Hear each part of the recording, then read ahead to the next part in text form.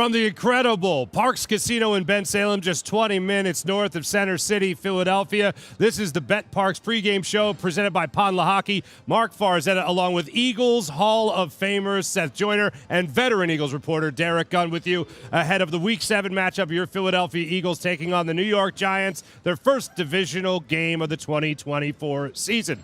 In case you missed it, last week the Eagles won a football game. Jalen Hurts was really good in that game. He didn't turn the football over at all. He didn't even put the precious pigskin in peril one time. Yet what has been talked about for the last 7 days, the post-game antics of a head coach. Nick Serianni, since he yelled at the Eagles fan base. Nick Serianni, since he brought his kids to the press conference. Nick Serianni, since he was caught in a lie, saying he called a defensive play, later for the defensive coordinator Vic Fangio to say, he didn't call a defense.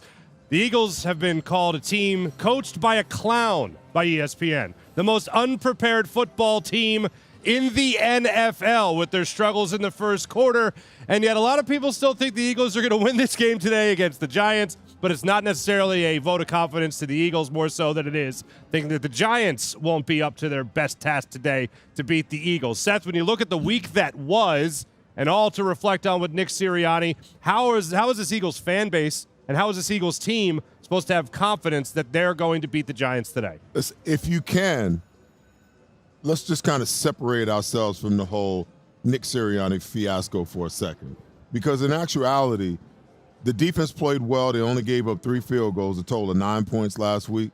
Jalen Hurts probably had his best day of the year. No turnovers, 2 passing touchdowns, 65 yards. And yet we haven't had any conversation about that. All we've been talking about is Nick Serianni. And I alluded to it last week. I was like, let's put that on the show.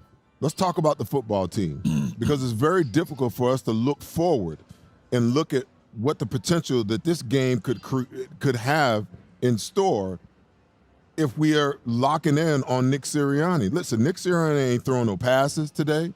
He ain't catching no balls today. He ain't running no run plays. He ain't playing the defense. He ain't getting an interception today, okay? So let's get the focus back on the football team.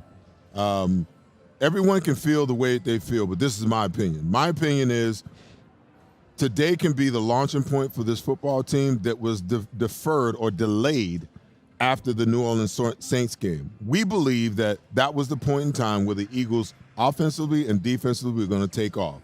They come out of that game with 3 of their best players injured and out for an extended period of time. They come back last week, and yeah, it wasn't pretty, but the most important thing was they got the win. It wasn't what everybody wanted. But I will say this, when you're a young, struggling football team and you're kind of going through it, there is no magic to this. There's no situation where you're just going to show up one day and boom, everything is going to start clicking. Everything goes in steps and everything goes in levels. And I believe that this team is presently at a place where they can begin to trend in that way. Even today, I don't expect my prediction is going to make you think that, but I don't believe that this team is going to blow anybody out. I think they're going to get progressively better each and every week, offensively and defensively, because I think Vic Fangio now knows that he's got to play these young guys and he's got to be a lot more aggressive than he was in games 2 and games 4. Fair enough. I mean, Gunner, we look at this last week. Seth's right. All the talk was about Nick Serianni. If you're talking to the Eagles fan base, which you are right now, if you're talking to the Eagles, how are they supposed to have confidence to come off with a win and this fan base come away with a win against the Giants today? Well, as Seth said a moment ago, we should be focusing on the game itself. But because of the way you so eloquently opened the show this morning and the headline story was a head coach, we can't overlook the fact that there's going to be a lot of focus on the head coach. And I guarantee you the TV cameras that are broadcasting the game today are going to hone in on Nick Serianni time to time. They're going to mention about several times probably what happened last week as well. The head coach's off-the-field antics should never supersede the matchup, especially the divisional matchup, and more importantly, the Eagles' first divisional matchup of the season as well. But such is the case, and I wonder if it has a trickle-down effect. Now, the guys get paid to play the game of football, but when you have something like this hovering over you, you have to wonder, does it affect the psyche of the team as they prepare for the next game? As you said, Serianni has been called a clown not just by ESPN, but other national shows as well. And that's a reflection of the players, you know. It's like, hey, man, I don't want to be associated with this dude, man. You know, this is not what I signed up for. You wonder to what degree it could have an effect. Now, I don't think it will, but we're not in that locker room with these 60-something guys. We don't know what they're talking about, okay? So from the Eagles' perspective, you played an inferior opponent last week, and you had to sweat tooth and nails until the game was finally settled before you got the all-important W. You're facing a similar situation this week against an inferior opponent on paper. But this opponent, they unleashed the dogs on you. They're not afraid to unleash the dogs defensively on you, and they're going to make Jalen earn everything he gets today. There's a reason why they lead the National Football League with 26 sacks. I'm watching some of their game film. They come from all different angles. They don't care. You know, their mindset has to be, we got nothing to lose. We're 2-4. We're trying to get up the ladder. What are we going to do? We know the Eagles have all this firepower. We have to make them speed up their process when it comes to the passing plays. The best thing this team could do is try to establish a run, but those giant D tackles, they're stout in the middle, man. They don't give up a whole lot, so it's going to be interesting. And then another part of the notion has to be, the Eagles have to be tired of hearing about, we haven't scored any points in the first quarter. We haven't scored any points in the first quarter. You got to find a way to get that monkey off your back, so to speak, you know? Play from ahead and not from behind. I want to focus on that in just 1 second, but the last time I remember the Eagles head coach being such a storyline, it was the flower power speech. When he talked about how you guys are flowers and we're planting seeds and you guys are going to bloom into this beautiful flower. Everybody, including myself at the time, put the money in the middle of the table and just said, I'm out. There's no way this guy is the guy after that introductory press conference. And then midway through the season, you're hearing about pushing up daisies and all that stuff. The last time that happened, where people, it was granted for a totally different reason that people were that focused on the head coach, the locker room rallied around their head coach, and they ended up rallying at the end of the season and making the playoffs. They were one and done, but they made the playoffs. Again, I want to reiterate, totally different reason now. This is Nick Sirianni's antics and not an attempt to fire up the team. Is there any chance, Seth, as a former player, that this is something that the rest of the team looks at and says, now it's 100% us against the world. Nobody believes in our head coach. Nobody believes in us. We can make this the rallying cry for the rest of the season. Any chance that has something to do with an Eagles steadying the ship to be successful for the rest of the year? See, I don't believe that players. I don't believe that players really look at it in that way and feel like they're playing for their coach in that sense. That, our coach is being attacked. I think they're acutely aware of it, but it becomes more of a let's show everybody that they're wrong in their judgments about this, whether it be a coach or player or sometimes even a GM or organization or a team. It can be a rallying cry in some instances, I guess, because apparently the players were excited to see Nick's We need you fire. back. We need you back, Nick. Yeah, they were excited to see his fire last week. But that's players, you know, and in a lot of regards, players, you know, in their 20s are pretty damn immature when it comes to understanding what's proper protocol and how you're supposed to act. So I can kind of see that some of these guys, you know, we like that. But I think at the end of the day, the players realize that, hey, you know, first I'm playing for my teammates. I'm playing for myself. And the results of that is what happens for coach. Now, I like coach or I don't like coach. But at the end of the day, in order for us to have success, I got to be a team guy first, and then I got to have my goals and things that I want to accomplish. And if I'm going 120 miles an hour in that direction towards being a great teammate and trying to accomplish all of my goals, then everything else will fall into place. Fair enough. Gunner to get away from that. And as they say in the acting world, when it comes to Nick Sirianni and his antics from last week, and scene. We're over with that conversation. When it comes to the defensive attack of the New York Giants, I mean, Dexter Lawrence summed it up earlier in the week, mostly in reference to playing against his former teammate in Saquon Barkley. Yeah. This is war. This game here coming up on Sunday, 1 o'clock. Eagles, divisional opponent at home. They haven't had a lot of success, of course, against the NFC East, and their two games already, the New York Giants. Losing both those games, although tight, especially that game against the Commanders. They do. Just because Wink Martindale isn't there anymore, seeing a 3-4 defense. You're seeing a lot of attacking from that defense now being coached by Shane Bowen. What do you expect to see from Dexter Lawrence in that Giants defense today? They're coming after him. There's a reason why Lawrence has 7 sacks right now in the National Football League through 6. He's been playing dominant football. Now, he was injured coming out of the last game, but I was hoping he wasn't playing today, but he's supposedly lining up. It's going to be interesting, and he's lining up over Cam Jurgens, and well, let's see if Cam can handle him. He's one of the best D tackles in the game today. They're going to test Jalen. You know, Jalen, the funny thing is, supposedly this book is out on Jalen now. He cannot handle the blitz. Well, he's completed 70% of his passes against the blitz, okay?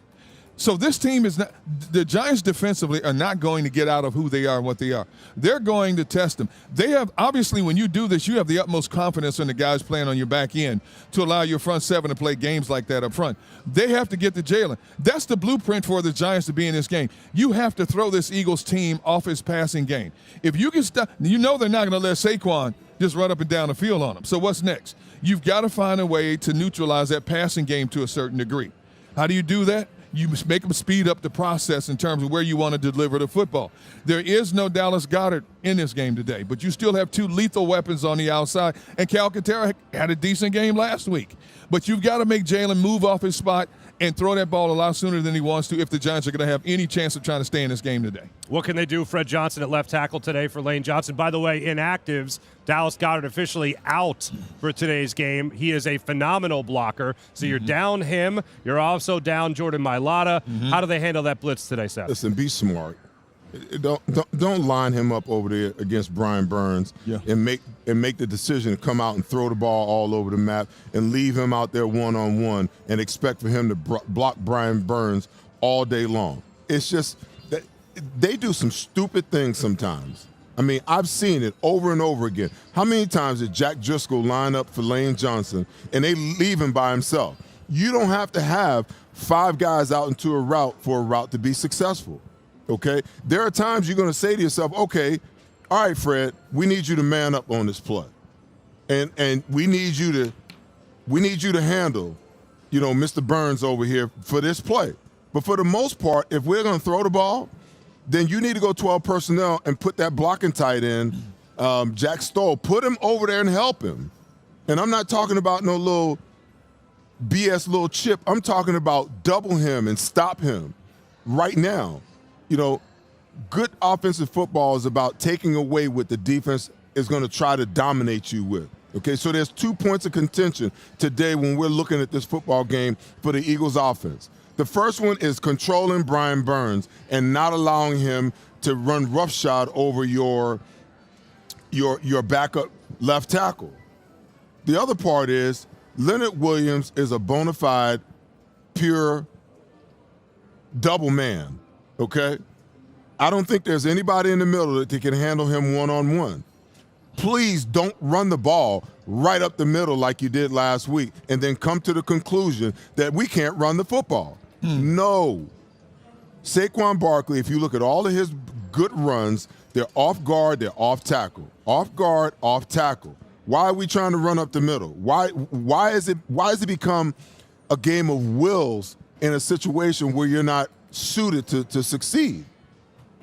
If he's better doing one thing, then do that thing and give him the chance to get off.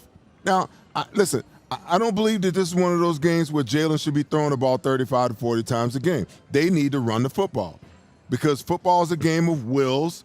It's a game of, you know, me exerting myself over you.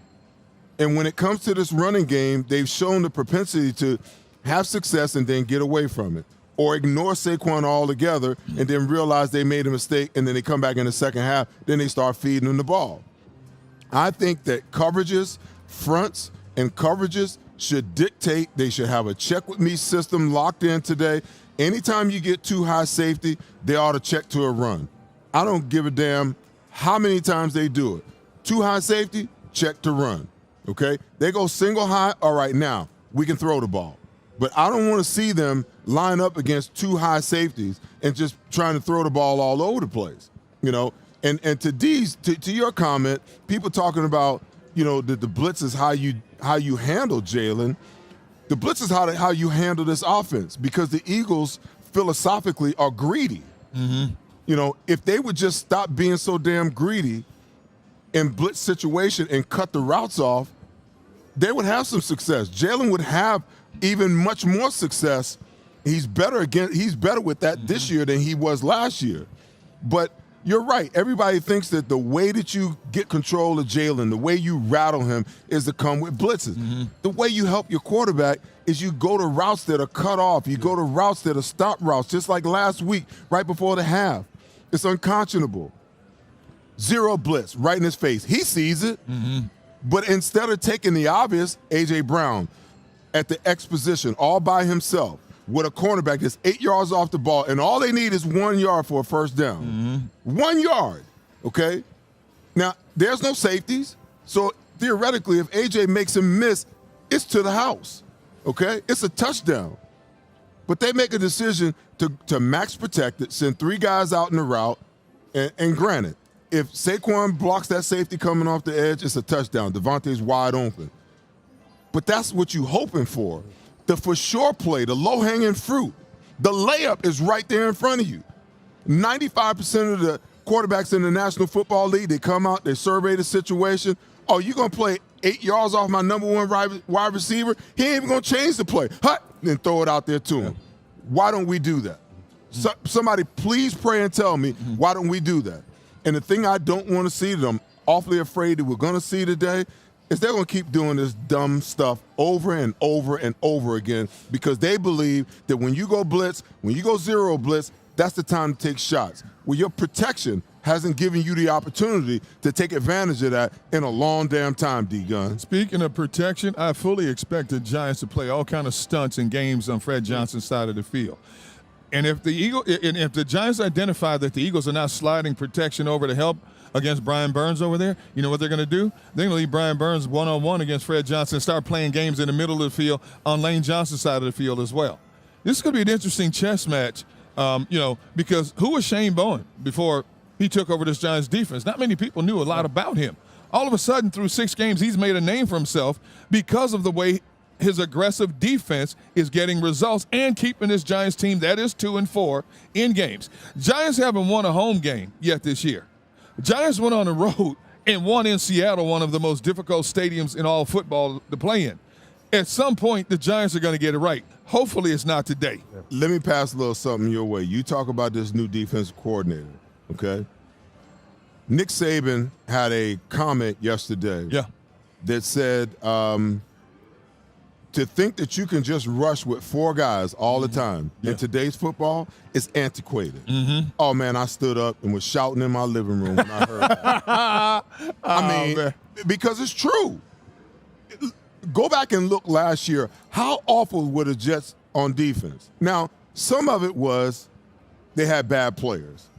A lot of it was Wink Martindale is overkill. He's overkill sometimes, D-Gun. But you look at this guy now, you bring this guy in, he's situationally bringing pressure. He's showing you one thing and giving you something else. He's not lining his defensive linemen up and just leaving them there and asking them to win one-on-ones. They're running exit stunts. They're running ET stunts. They're running TE stunts. They're running loop stunts. They're running all these different things to confuse the hell out of protection, okay? What is that? That's aggression. That's what I'm trying to say. That's what the Eagles need to do. Be and stay aggressive. Don't go up to New York and think that you're just going to drop back and play zone all day long with your cornerbacks 10 yards off the ball, especially if Darius Slay ain't playing. You're a little in your feelings about, having, a backup on the field. No. Stay aggressive. Stay aggressive in everything you do because that kind of aggression, that kind of pressure is Daniel Jones' Achilles heel, okay? And I know you're taking us in a different direction, but I'm going to tell you right now, the one guy that scares me on the Giants offense, it ain't even Malik Nabers. Oh, wow. Fair enough. That Tracy Jr. kid is playing running back for them. He is special, man. Got some wheels. You don't hear me. I mean, he runs with power. He runs with speed, and he's got phenomenal quickness. He's the one guy, D-Gun, that I'm afraid of because the Eagles traditionally haven't been good against the run. And the Giants have made a decision that they're going to run the football. Well, I'm glad you brought his name up because Brian Daboll told the media just a couple of days ago we understand we're getting Devin Singletary back, who is a good running back, but Tracy has earned his carries, his touches. And this young man, I'm telling you what, he's averaging almost 4.5 yards a carry. If I'm the Giants, and especially when your offense has been as inconsistent as their offense has been, give it to this young man and let him try to step between the tackles. When we come back, Derrick Gunn has some guys that he wants you to focus on in Eagles uniform today. And I'm just going to put this date out there. It's in reference to Saquon Barkley. November 6th, 1994. November 6th, 1994. We'll talk about the significance of that date when we return here to betPARX pregame show presented by Lehocky. There's the betPARX Sportsbook. Eagles favored by 3 points against the Giants. Get in on the betPARX app. It's happening again. Those missed tackles are starting to stack up. Your friends pleading with players who can't hear them. Sweating it out week after week. But not you. Why? Because whether they score or not, there's always another way to win on the betPARX app. New casino users score up to $1,000 bonus back in their first 24 hours. At Lehocky Giordano, we understand the impact an injury can have on your life. Our experienced attorneys have recovered billions of dollars for our clients, and we know we can do the same for you. One conversation is all it takes to help you and your family get back on track. If you've been injured at work, give Lehocky a call. Sell your car to us, no hassle, no fuss. DavisBuysCars.com. Did you know that Davis Honda will pay top dollar for your car? Go to DavisBuysCars.com and get an instant quote on your vehicle. We'll make the purchase as easy as possible and put cash in your hand faster than you can say DavisBuysCars.com. Sell your car to us, no hassle, no fuss. DavisBuysCars.com. I'm in that mode. Stick to the code. I'm in my zone. Let's go. Let's go. I'm back in my bag. I'm wrecking the wins and it's making them. You've got your Sunday obsession, and we got you. Now with Verizon, get NFL Sunday Ticket from YouTube TV on us and get every out-of-market Sunday game. Plus $800 off Samsung Galaxy Z Fold 6. Only on Verizon. See you Sunday.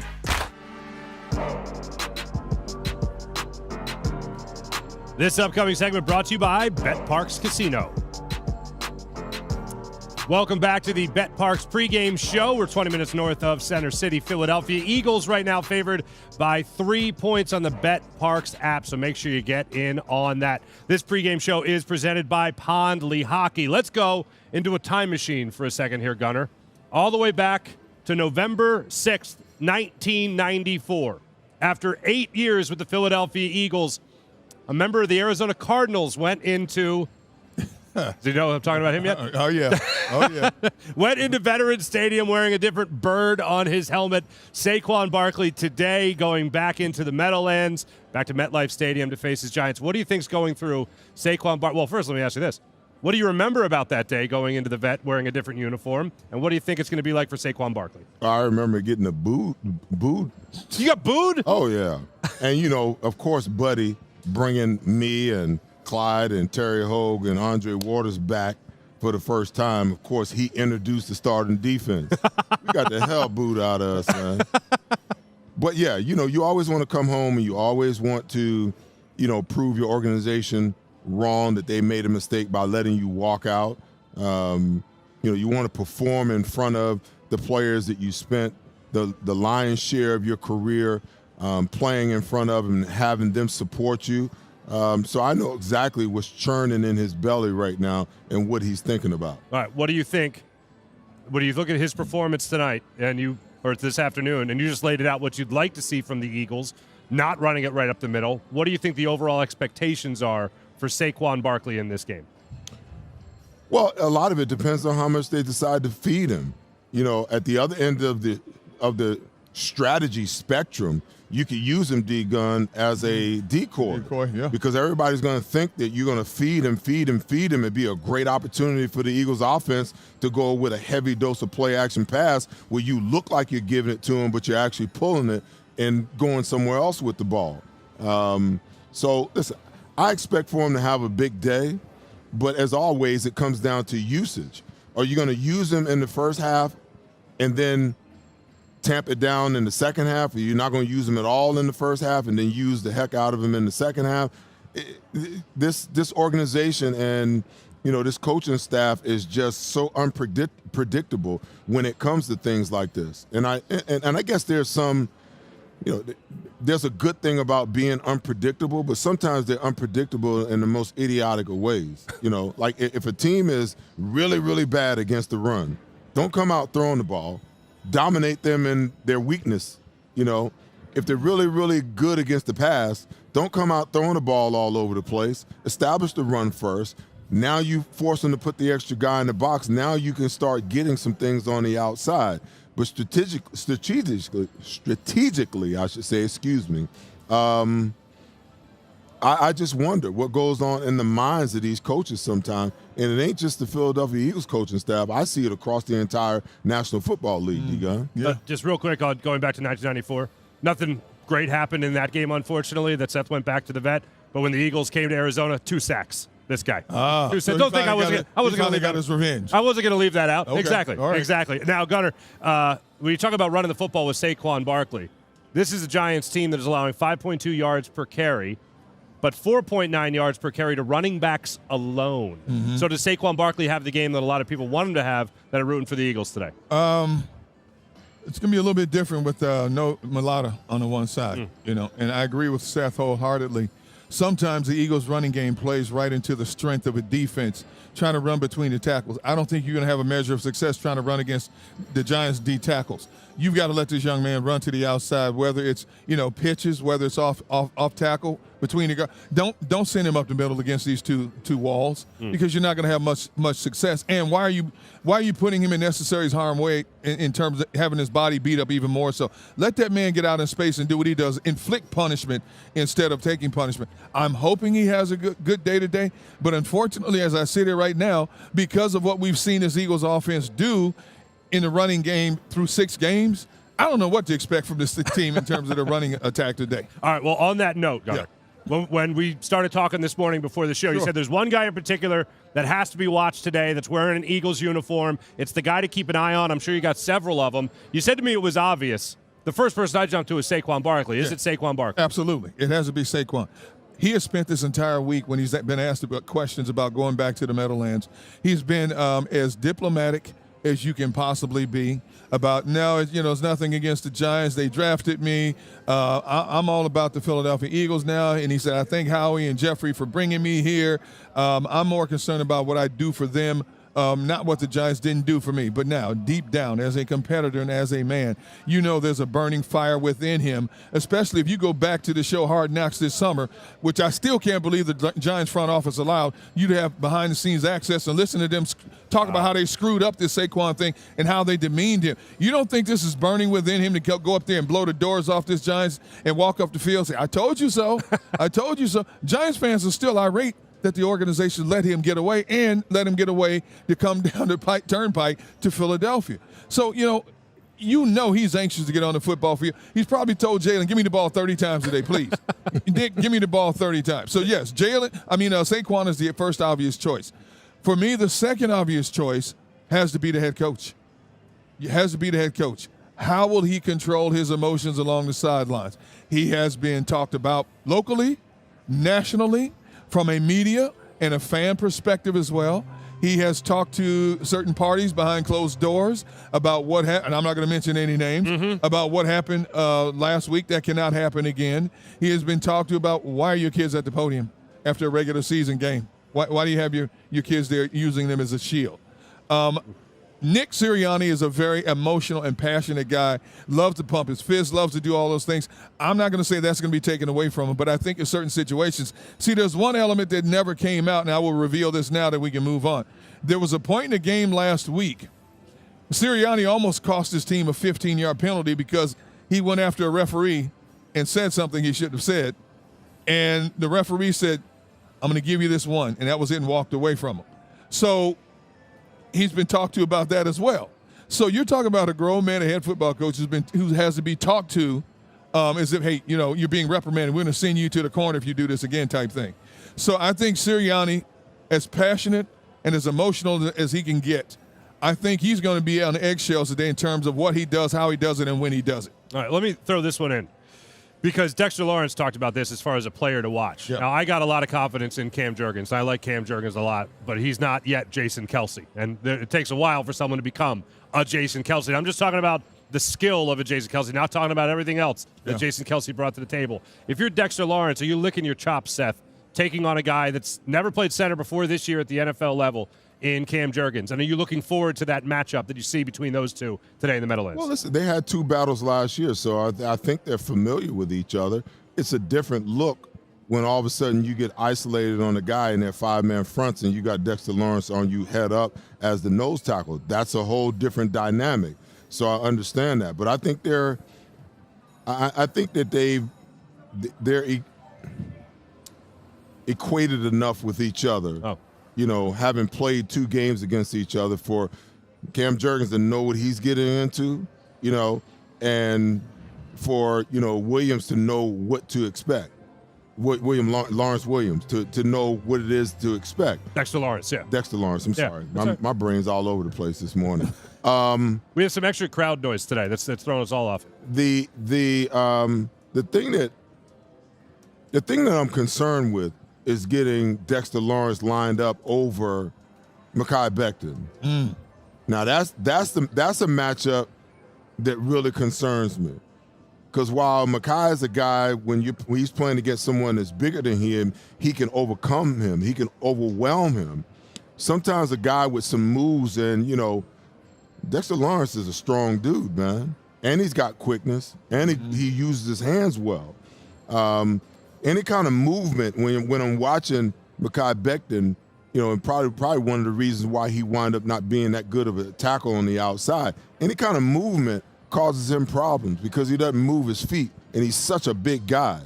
So I'm more concerned with that matchup when you get him over there on Mekhi, and if they can strategically force the one-on-one, and Mekhi Becton having to deal with him all by himself, because schematically, the Giants can do that. Even if they don't bring the extra guy, just walking that linebacker up in there will get that center's attention, and that center will have to look here before he can go back. By the time you go back, it's too late the way that, Dexter Lawrence plays. I'm sure playing at the Vet, you looked forward to road games in some instances when it just came to the playing conditions.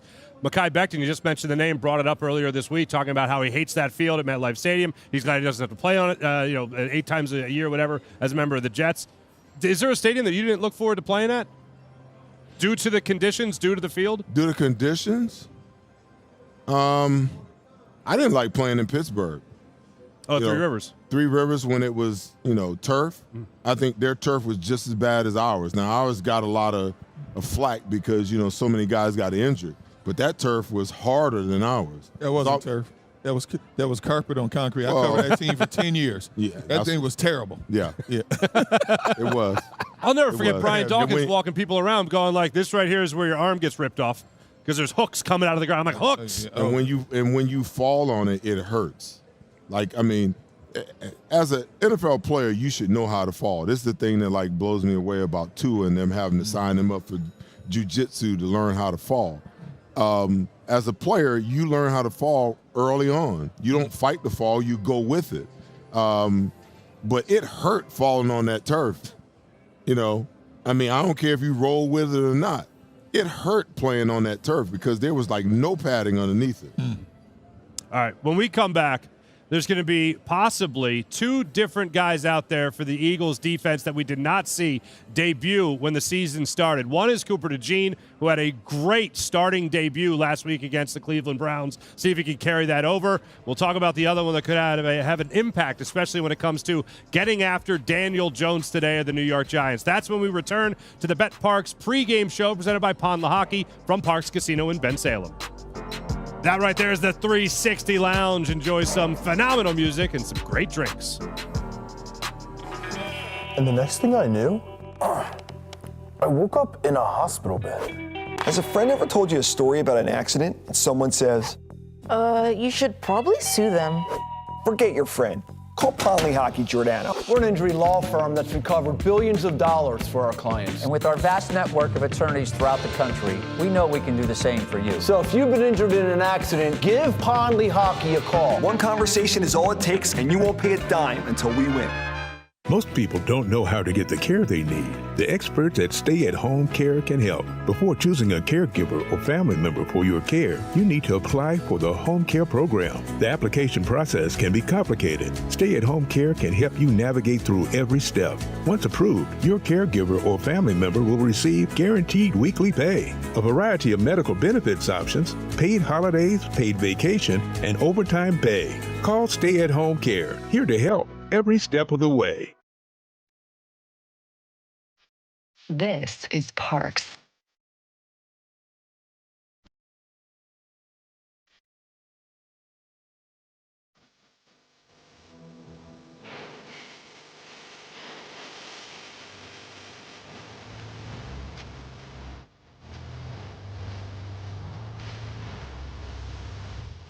PARX, Pennsylvania's #1 casino experience. This is how you win. Since 1893, Weber Display and Packaging has been Pennsylvania's leading manufacturer of corrugated packaging and displays. We're family-owned with 4 Philadelphia locations, 2 converting facilities, a warehouse, and a fulfillment center. Designed through delivery, we exceed customer needs. Weber Display and Packaging. Our core values drive everything we do. Come, join our team. Gentlemen, are you ready for a wardrobe update? Introducing Divine Nine's Custom Menswear, your clothier for truly unique, custom-made threads. With Divine Nine, you can design your own one-of-a-kind suit, jacket, slacks, shirts, golf pants, and shorts, perfectly handcrafted by our skilled artisans who will bring your vision to life. Prepare to stand out from the crowd with Divine Nine's Custom Clothier, official clothier of Seth Joyner. Custom clothing made for you. This next segment is brought to you by Lehocky.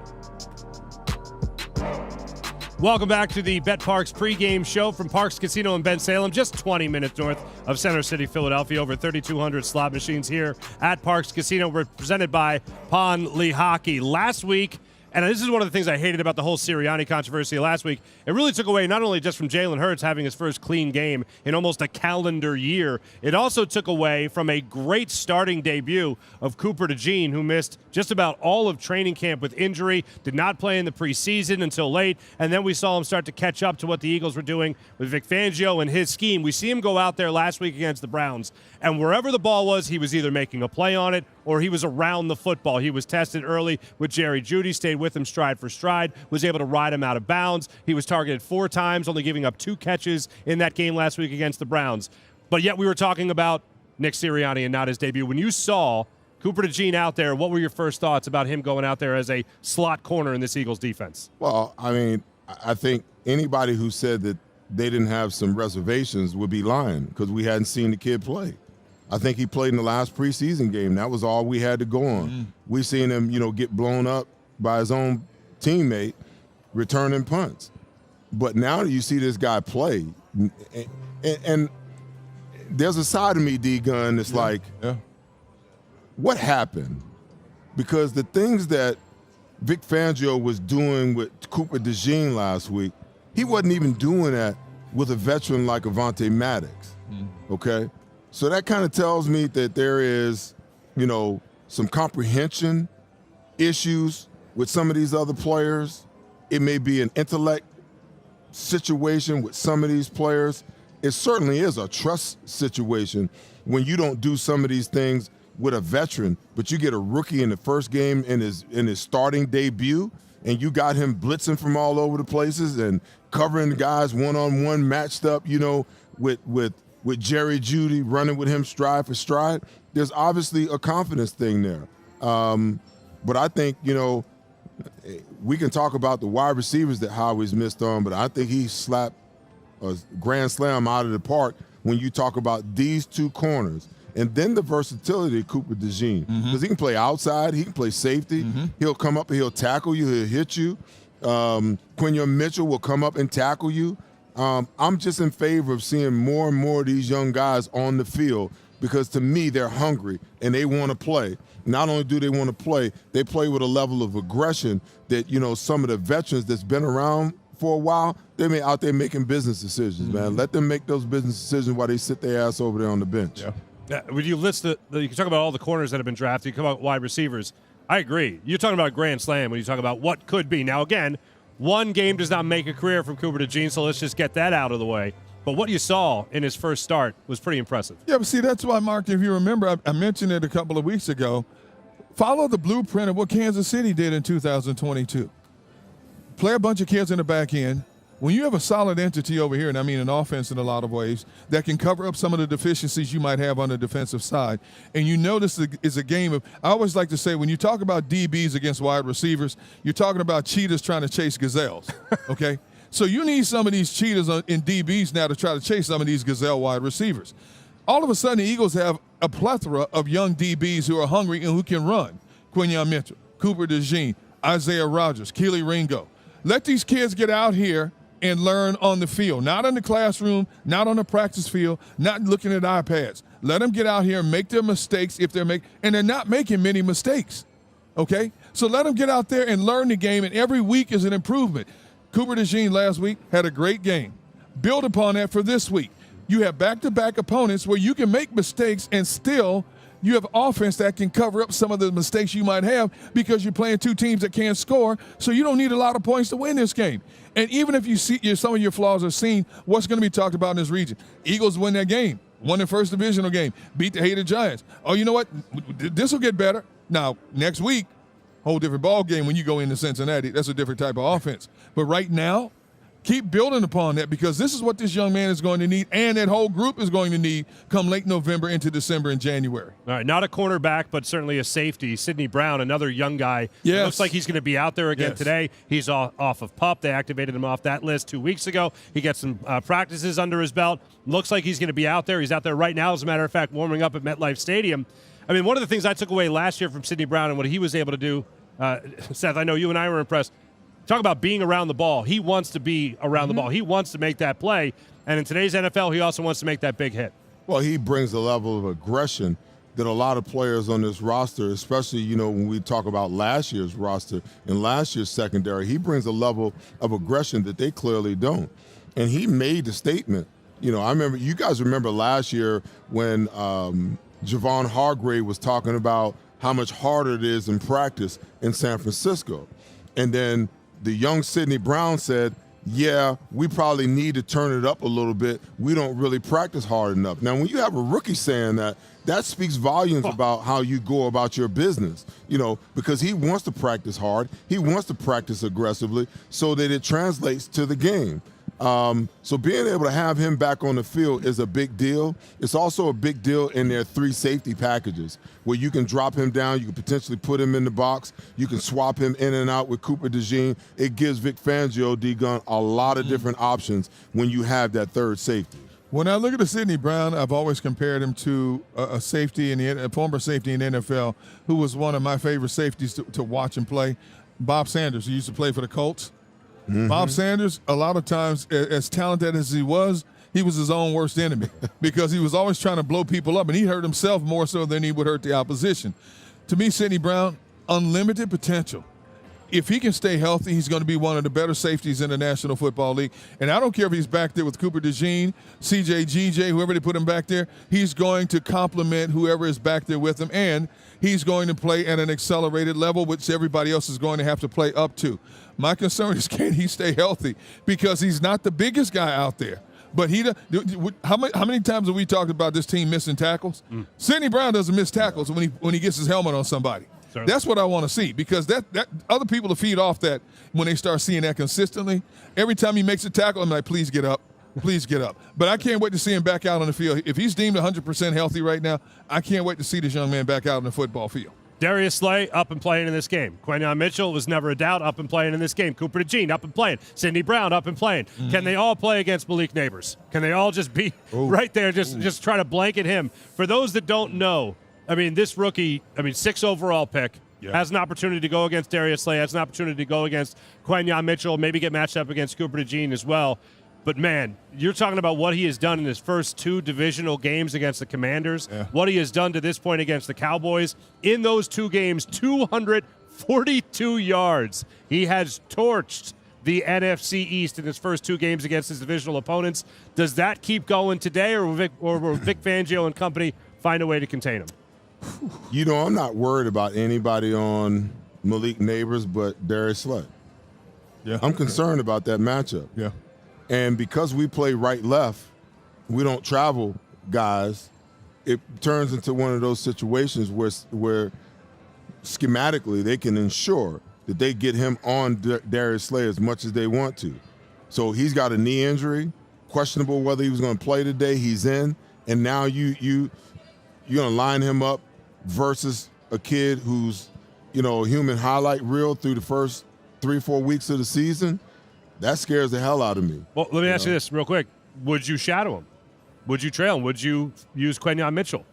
Is that too early in his career? Or if Vic Fangio sits next to you, Seth, and says, what do you think? Should I travel with Quinyon Mitchell? The only problem is, and I don't see it a problem if players are smart enough, but you kind of dictate or you're predicting coverage when you travel. Okay. When you see guys travel, most of the time you're giving away the fact that it's man-to-man coverage. Now, if you're smart enough and if you have ingenuity as a defensive coordinator, then you train your cornerbacks to be able to flop and play zone on both sides and play those multiple coverages on both sides. But consequently, when you see players line up right and left, and they very rarely move to the other side, it's because of their level of comfortability. Darius Slay is much more comfortable playing on the right side.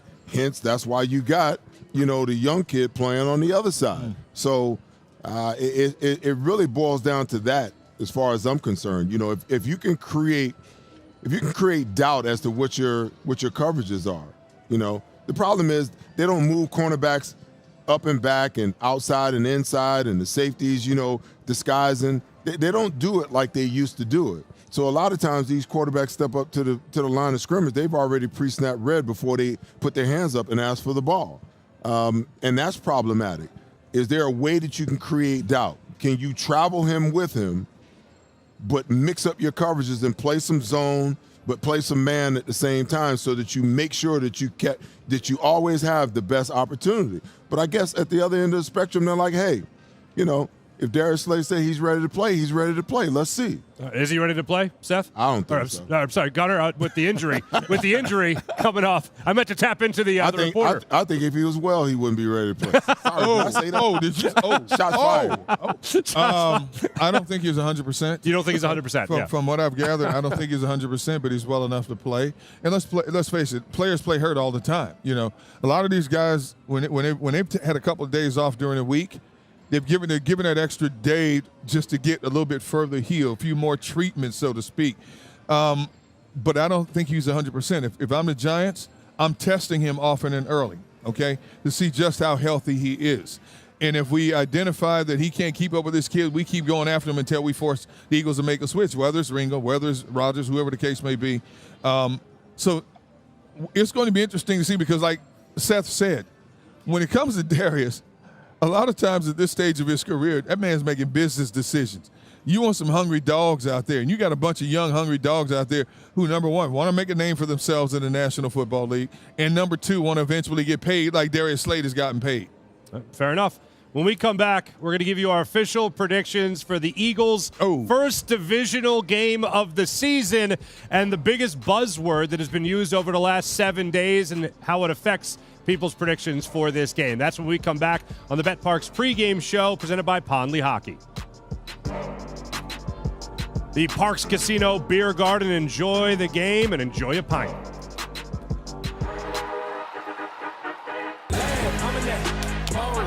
Stick to the code. I'm in my zone. Let's go.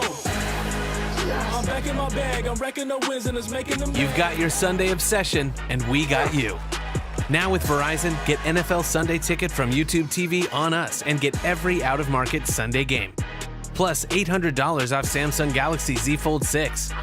Only on Verizon. See you Sunday.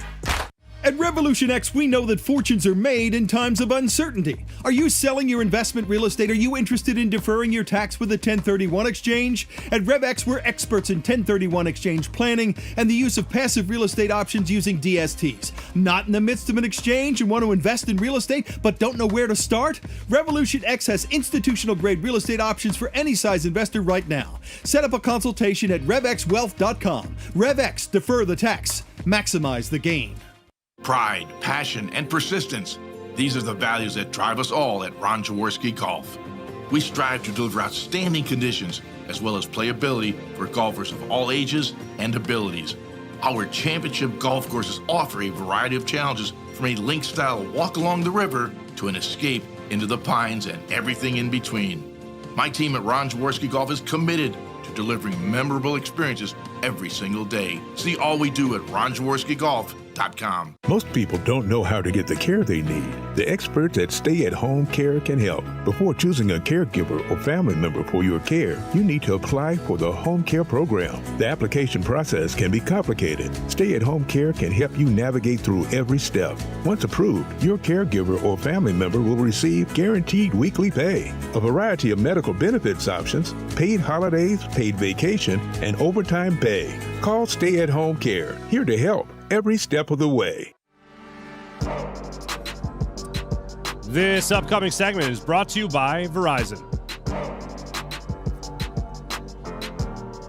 Welcome back to the betPARX pregame show presented by Lehocky. We are at Parx Casino in Bensalem, just 20 minutes north of Center City, Philadelphia. The word I keep seeing, no matter who I read, who I listen to, or on social media, is the word confidence. Before we even get to our prediction, I'm just going to say this. I had a lot of confidence before last week. Well, let's just say this, after the win, that the Eagles would take that major step forward in this game, Seth. Last week you used the phrase baby steps. I totally believe in that. Kind of have that get-right game. That's the phrase that you use, Gunner. But then I think, and I'm concerned about coaching, and that's really what affects my confidence in the Eagles winning this game. And if they do win, by how much? Will it be a controlled game? Will they finally win a game by more than 10 points? Will they finally win back-to-back games for the first time this season? And even going back to last year, 6 weeks left in the season, couldn't do that, couldn't accomplish that feat. What is your confidence level? Before we get into predictions onto wins and losses, confidence level and how it's affected by coaching on this Philadelphia Eagles team. I think that last week was a step in the right direction for both units. I'm not overly confident that in the coaching, because we've seen Vic Fangio play one game aggressive, one passive, one aggressive, one passive, one aggressive. So which one is it going to be? Which identity are you going to assume, Vic Fangio? And then the underlying question is this Kellen Moore's offense or is Nick Serianni prying? Why isn't Jalen Hurts throwing the ball across the middle of the field? A lot of people have said, well, he can't throw it across the middle of the field, and I'm like, I had a long discussion with a guy who played, a very good wide receiver in the National Football League for a long time, and we both agreed the easiest play for Jalen to complete is a ball that's right there in front of him. Somebody tell me, why is it that every other team, when they're playing against zone concepts, they can sit their tight end down in a hole and throw him the ball? Tell me the last time, D-Gun, where you seen a wide receiver or a tight end or a running back, for that matter, release, get to the middle of the field, or maybe just outside of the middle of the field and sit down, run a hook route or a curl route. They just don't have it in their offense. So how is it that you can expect a quarterback to do something that's not within the framework of the offense? And then the other thing is, he doesn't like to do it, so they don't do it. I'm like, you know how absurd that sounds, how stupid that is? Because at the end of the day, what happens? Okay, all right, Jalen, we're going to put together, our top 15, our first 15. Tell us what you like, okay? So, yeah, the coordinator and the head coach is going to take that under consideration, but when it comes to what needs to happen, what plays need to be called and executed, they don't give a damn about what he likes and what he likes. It's in the playbook. It's in the game plan. Right. Take your ass out there and execute. That's right. Plain and simple. Confidence in the Eagles coaching staff, Derrick Gunn. Well, the defense played a good game against the Saints, and we sat here and said, all right, they're making a step in the right direction. Then they turn around the next week and get blown out by Tampa Bay. They made strides again against Cleveland. So here we are today. And I say that to say this, my confidence level right now is sitting at 50-50 because too many games, the coaching staffs on both sides of the football, and we sit in the green, watch the game, screaming at the TV. There's too many times when we're sitting on, what are they thinking? What are they doing? So because of that, I'm at 50-50 right now in terms of coaching with this team. I need to see more consistency, which we have not seen yet. I'm going to call that not confident. Not confident. That's just if you're 50, I'm that's teetering. I'm teetering. That's a state of being. Yes, I'm teetering. That's all that is. In our post-game show, we're going to have a new segment brought to you by Mid-Penn Bank for our player to bank on. We'll get to our predictions of the game in a second. Who are you predicting is the player to bank on in this game? Gunnar, I'll go with you first. I knew you were going to say the obvious one. I'm not going to say the obvious, but the second obvious one for me has to be Jalen. I want to see him play 2 clean games. I want to see him play another clean game like he did against Cleveland. But in this case, he's going to have to make decisions a lot quicker because, Shane Bowen is going to bring the heat on him and force him to make decisions with the football. He's done extremely well against the blitz so far up to this point of the season. I want to see him do it again against this Giants defense that leads the National Football League in sacks. Seth, player to bank on for Mid-Penn Bank. If my take is the genesis of everything good that you see in this offense is their ability to run the game and everything that comes off of it, then it has to be Saquon Barkley. And it has to be Saquon Barkley off of the outside shoulder of the guard to outside, not right up the middle. Don't just turn and hand it to him up the middle. Leave the middle for the tush push. Everything else off the sides, off the outside shoulders of the guards and outside. All right, fair enough. For me, Mid-Penn player to bank on, I'm going to go with A.J. Brown. I mean, set it up by using Saquon Barkley. Sucker him in, be able to beat him over the top with A.J. Brown. When Jalen and A.J. Brown are on the football field at the same time, really good things happen for your Philadelphia Eagles. So I'm going to go on the offensive side of the ball as well, and I'm going to go with A.J. Brown on this one. Now when it comes to the predictions for this Eagles-Giants matchup, I'm going to go back to the word we were just discussing, confident. I said last week, and I still feel this way, but it was a nothing win for me as far as confidence went for this Eagles team. Took a hit when it comes to the coaching. If you just look at this one particular game, I would normally look at the talent on these rosters, and I go, Eagles win this game. Forget about the 3 points that they're favored by on PARX Casino. What I'm looking at is the fact that the talent, they're going to win this game by 10 points. They're going to win this game maybe by 2 touchdowns. But because I don't have confidence that the Eagles will continue to reiterate the problem that they've had all season, and even going back to last year, which is starting fast, establishing a lead, and then controlling the game from that point on, I have this game barely the Eagles covering. Earlier in the week, I was feeling something around the spectrum about 27-23. I think this is going to end up being an ugly game. I think it's going to come down to about 24-20. Eagles win this game. Barely cover, but I do have the Eagles winning this one. If I was more confident in the coaching staff, I'd have this as a controlled win. But that's where I see their detriment. Seth, what do you look at when it comes to this Eagles-Giants matchup? I'm confident in the players, not so much the coaching staff. That being said, as a player, as a former player, I live by and understand that sometimes, you got to make chicken out of chicken salad. So when a coach calls a play, sometimes you can't check out of the play. Sometimes you got to make the best of it. I guess that's what I'm trying to say. You got to make the best of it. And I think the more that Devontae and AJ and Jalen can continue to play together, the more of a rhythm they're going to get into. If they're smart enough to realize that, you need to use Saquon Barkley in some zone situations where nobody's covered, instead of Jalen taking off and running out, you hit your check down, understand where he's going to be at all times, and use him as your safety valve, because he's going to get you 5, 6, 7, 8 yards, if not a first down, every single time in that situation with the zone drop back or with guys in man-to-man coverage with their backs turned and you can slip out. There's plays there to be had. But I believe that this is, like I said before, this is the deferred launching pad, in my opinion, for this team. Seems like Vic Fangio understands he's got to be more aggressive. He's got to play some of these young players whose mindset is more aggressive. And offensively, I get the sense that the players now know that, hey, if this is what we're dealt, if the coaches are going to call plays like this, then we just got to make the best of the situation. And I like the Eagles in this game. A lot of people think they're not going to cover. Man, they're going to eat that up by 10. Give me the Eagles. Oh. Give me the Eagles 30, the Giants 14. Oh, we got a 30 piece. Oh, my goodness. All right. First one. This is the first game of the season. I want to see. I'm rooting for you to be right, Seth. Gunner, are you going to out-optimistic Seth Joyner? Nope. Absolutely not. Nope. Can't do it. All right. Not gonna do it. Not gonna do it. Where are you at? There's just too many uncertainties with this team. Yeah, as crazy as it sounds, if Vic Fangio is going to be more aggressive, I'm more concerned about Daniel Jones running the football than I am him throwing the football. Because when Daniel Jones gets in open space, he can do some damage. Okay? So how are they going to bring the pressure, Vic Fangio? What angles are you going to bring the pressure?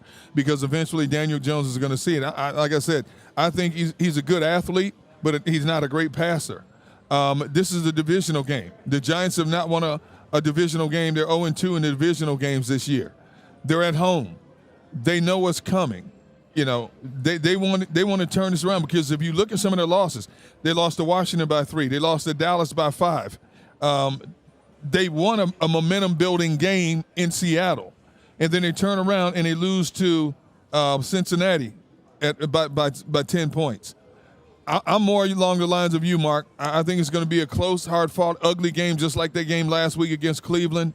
I'm going to say 24-21 Eagles. Look at you and I have been separated by like 2 points in our last predictions. 24-21. That ain't good. I don't like that. I don't either. I do like you pulling a Dana Carvey, George Bush impression. That was good. And I'll tell you another reason why I'm rooting for this team to win. I want to have another graphic on the show for the post game, and that is the Eagles improving to 2-0. Since Derrick Gunn regrew his mustache. Come on, man. I think that has that has everything to do with it, folks. Hey, let's ask our producers, can we get a before and after shot?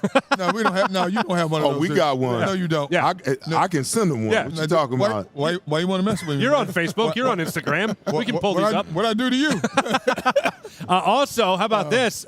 We're supposed to have a very special guest in our post-game show as well. After the game. Don't tell him the name. You don't know name? Don't tell him the name. I'm just going to say very special guest.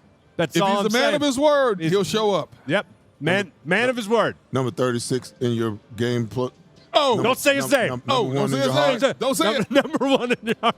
All right, I'll just leave it at that. That's when we return, of course, for our post-game show presented by Lehocky here from PARX Casino, officially the betPARX post-game show coming up after the Eagles hopefully handle their business in the Meadowlands at MetLife Stadium against the Giants. See you guys post.